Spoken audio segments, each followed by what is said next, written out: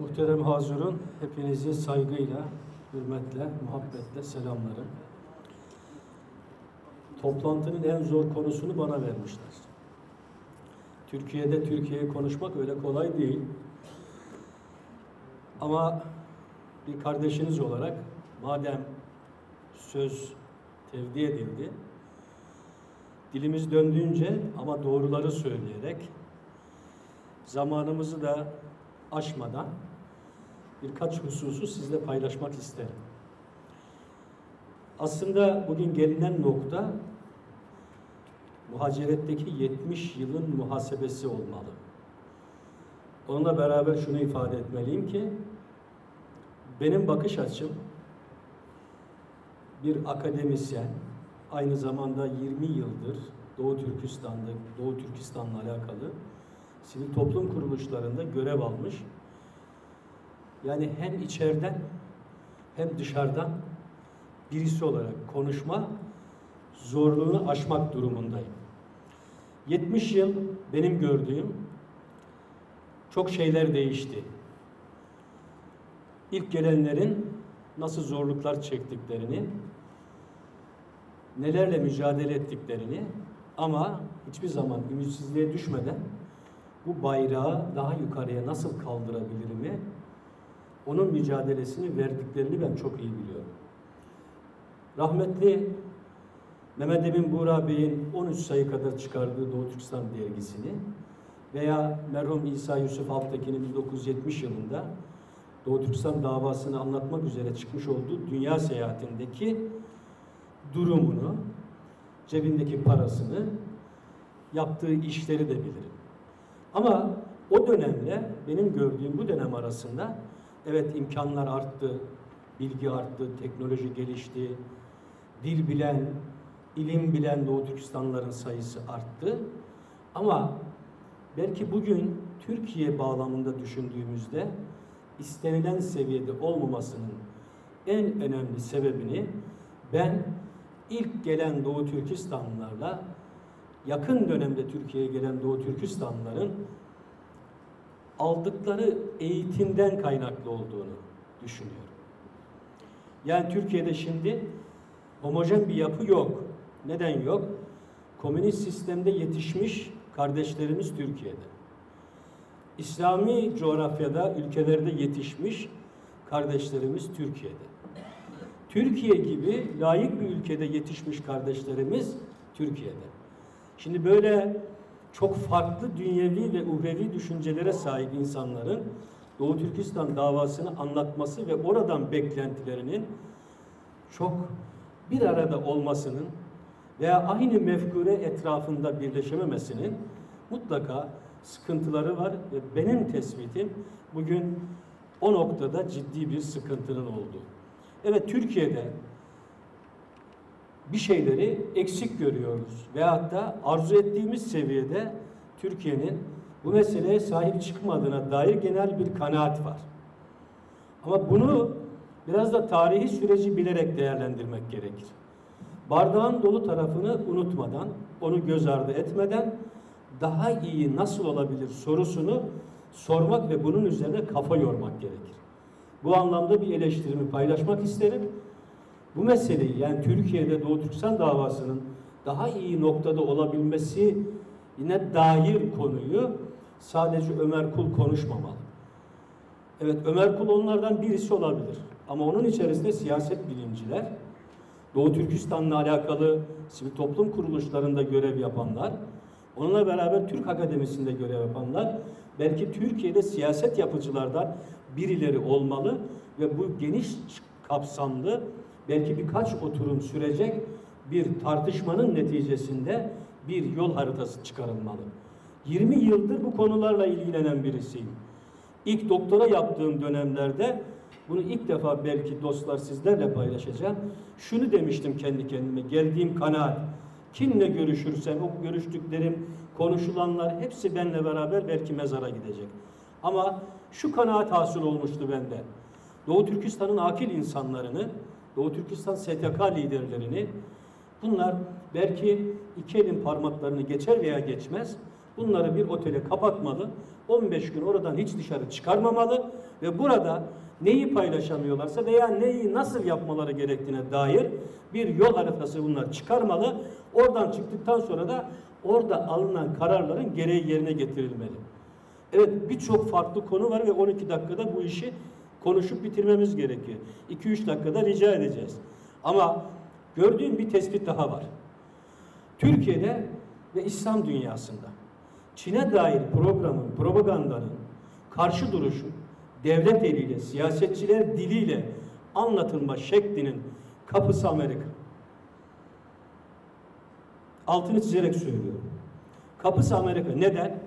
1970-71 yılında Henry Kissinger'ın o pimpon diplomasisiyle ne zaman ki Amerika ile Çin ilişkilerini düzeltip müttefik olmaya başladıklarında Abdülhakim Bey'in Kızıl Kıyamet kitabını herkes okusun. Görüyorsunuz ki peyderpey ondan sonraki süreçte İslam devletleri ve Türkiye'de buna dahil Çin'le irtibat, ilişki kurmaya başlamış. Onun öncesinde var mı? Yok. Komünistler 49'da gelmişti ama 72'ye kadar, 75'e kadar Çin devletiyle hiçbir İslam devletinin ve Türkiye'nin ilişkisi yoktu. Aslında bunu önemsiyorum. Çünkü geldiğimiz noktada yine bugün Amerika eliyle Çin'e karşı bir cephe oluşturuluyor ve inanıyorum bu sefer o dönemlerde olmayan Türk Cumhuriyetleri de var işin içerisinde. Birazdan Abdullah kardeşim konuşacak. Muhtemelen yine bu karşı duruş şu belirleyicisi yine orası olacak. Onun yöntemi tartışılır, başka bir şey. Ama ben yine de oranın önemsenmesi gerektiğini ve belirleyici olanın da yine o merkez olduğunu, NATO olduğunu veyahut da işte Washington olduğunu söyleyebiliriz. Burada konuşmanın başında ifade ettiğim bardağın dolu tarafını da hiçbir zaman unutmamamız gerekiyor. Mesela Türkiye'de Doğu Türkistan'la ilgili vakıf ve derneklerimiz neler yapıyorlar? Birçok şey yaptığını söyleyebiliyoruz. Ama ilginç olan şu değil midir? Dünya üzerinde herhalde var olan Doğu Türkistan'la ilgili sivil toplum kuruluşlarının muhtemelen yarısı Türkiye'de. Bence bu da tartışılması gereken bir konu. Neden? İhtiyaç mı var buna? Ama o bahsettiğim farklı dünyevi ve uhrevi düşüncelerin ortaya çıkarmış olduğu toplumun bu şekilde farklı ve birçok STK kurması da herhalde normal bir durum olarak görülebilir. Evet, vakıflarımız, derneklerimiz, araştırma merkezlerimiz faaliyetlerde bulunabiliyor. Nümayişler yapabiliyor. Konferanslar, sempozyumlar, kongreler tertip edebiliyor. Geceler tertip edebiliyor. Tarihi olaylara dair anma toplantıları yapılabiliyor. Yardım kampanyaları düzenlenebiliyor. Giyim, kuşam, eğitim, yiyecek, nakdi yardımlara varana kadar çok rahat bir şekilde bu faaliyetler yapılabiliyor. Türkiye'de Doğu Türkistan'la alakalı STK'lar veya sivil insanlar okullar açabiliyor. Medreselerin açıldığını da biliyorum. En azından o isimle adlandırıldığını. Halis Bey burada az arzu ettiğimiz bu değil. Belki ana akım medyada da bu işin konuşulması gerekir ama televizyon programları yapılabiliyor. Benim de katıldığım birçok radyo programları da yapılabiliyor. Üniversitelerde okumak üzere Doğu Türkistanlı gençlerimize bir pozitif ayrımcılık da yapılıyor bu ülkede. Evet, vatandaşlık ve ikamet konusunda eksikler olmasına rağmen dünyadaki birçok ülkeden daha iyi işler yapılabiliyor bu ülkede. Eksikler var mı? Var. Doğu Türkistan teşkilatları Türkiye'deki diğer teşkilatlarla birçok ortak toplantı da yapabiliyor. Resmi kurum ve kuruluşlarla da, siyasi partilerle de rahat irtibat halindeler, görüşebiliyorlar. Ortak faaliyette bulunabiliyorlar. Ama hala biz diyoruz ki Doğu Türkistan meselesinde Türkiye bizim arzu ettiğimiz durumda değil. Ve bu işi daha iyi nasıl yapabiliriz? Türkiye siyasetini daha, kamuoyunu daha nasıl fazla etkileyebiliriz? Ve Çin'e karşı, Doğu Türkistan'da yaşanan o soykırıma karşı yüksek sesle bu işi daha nasıl bir noktaya getirebiliriz? Ama bunun için iyi bir durum tespitinde bulunmamız gerekiyor. Mesela bizim için Doğu Türkistan teşkilatlarında da görev almış bir kardeşiniz olarak Sayın Dışişleri Bakanı'nın Pakistan'da İslam İşbirliği Teşkilatı'nda o Çin Dışişleri Bakanı'nda olduğu toplantıda onun gözünün içine baka baka hiçbir İslam devletinden ses çıkmazken Doğu Türkistan'da yaşanan ağır insan hakları ihlallerinin takipçisi olduğunu söylemesi bizi tatmin etmedi. Doğru. Mesela en son Birleşmiş Milletler İnsan Hakları Komisyonu'nun hazırladığı raporun bir değerlendirmesi olarak Dışişleri Bakanlığı Sözcüsü'nün burada ciddi ithamlar, iddialar var ve biz bunun takipçisi olacağız. Türkiye'den Çin'e gidecek olan bir heyetle ilgili görüşmeler yapıyoruz ama bu heyetin Doğu Türkistan'da hiçbir engelle karşılaşmadan seyahatini yapması için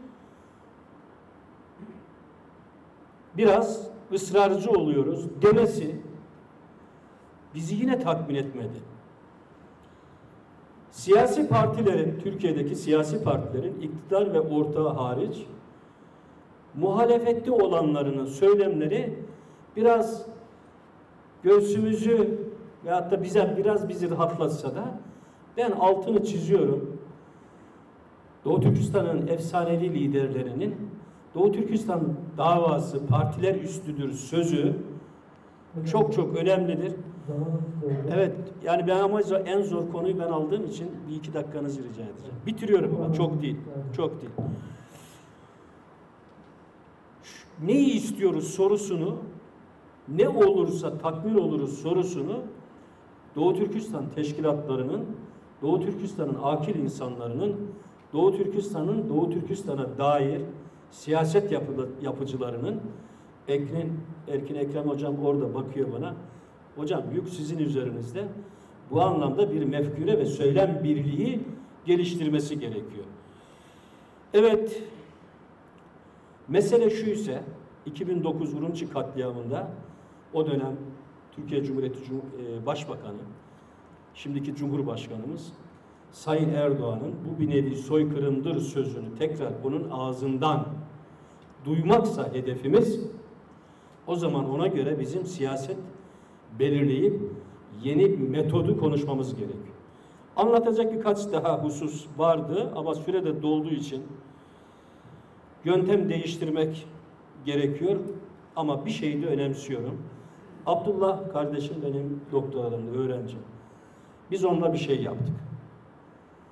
Gittiğimiz konferanslarda birimiz Doğu Türkistan'daki o ağır insan hakları ihlallerini, Doğu Türkistan'da yaşananları anlatırken birimiz de Çin'in Türkiye'deki ekonomik ilişkilerini ve ülkeyi getirmiş olduğu noktayı anlattı. Bir örnek vereceğim sadece. O dönem Hazine ve Ticaret Bakanı'ydı. Bir beyanatında bizim bir şey dikkatimizi çekti dedi. Yılda 26 milyon mektup geliyor Çin'den Türkiye'ye. Bu normal değil diye düşündük ve şunu gördük. Bir örnek vereceğim sadece. Siz dışarıdan internet üzerinden bir mamul aldığınızda bu zaman zaman değişmiş değerleri de zannedersem şu anda 25 dolar olması lazım. Faturanız 25 dolardan fazlaysa vergi ödüyorsunuz. Azsa vergi ödemiyorsunuz. Bu mektuptan kastım o. Çinli şirketler Türkiye'ye internet üzerinden yaptıkları satışlarda buna vergi ödememek için alan kişi de orası da faturayı düşük kesiyor. Veyahut da sizin faturanızı 2-3 firmadan alıyor. Bunu niye anlattım bu örneği? Biz bunu anlattıktan sonra siyasilerin dikkatini çekmiş ve onunla ilgili bir kanun çıkardılar. Demem o ki yeni siyaset belirleme işinde bizim oturup yöntemde bir farkındalık oluşturmamız gerekiyor. Doğu Türkistan'ı anlatacağız tabii. Ama Doğu Türkistan'ın yanında Çin tehlikesini de anlatmamız gerekiyor. Siz de emin ederim Çin tehlikesini anlattığımızda Türkiye'de siyaset yapıcılarının hem iç hem dış siyasette daha etkili olacağına ve bu konuya daha fazla eğileceklerine olan inancım adımın Ömer olduğu kadar emin olduğum bir husus. Anlatacak birkaç daha husus vardı ama sözü uzatmak istemiyorum. Son sözüm şu, bununla ilgili ivedilikle bir yuvarlak masa toplantısı yapılmalı. Fikri olan burada söylemeli ve ondan sonra çıkacak sonuca göre Doğu Türkistan'la ilgili bir yol haritası çıkarılmalı. Ama Türk kamuoyuna, onu da Türk kamuoyuna biz eğer Doğu Türkistan'ı anlatacaksak şu Türkçemizi de düzgün bir şekilde konuşacak veyahut da söylediğimiz sözün nereye gideceğini iyi hesap edecek biraz da eğitim almamız gerekiyor. Saygılar sunuyorum.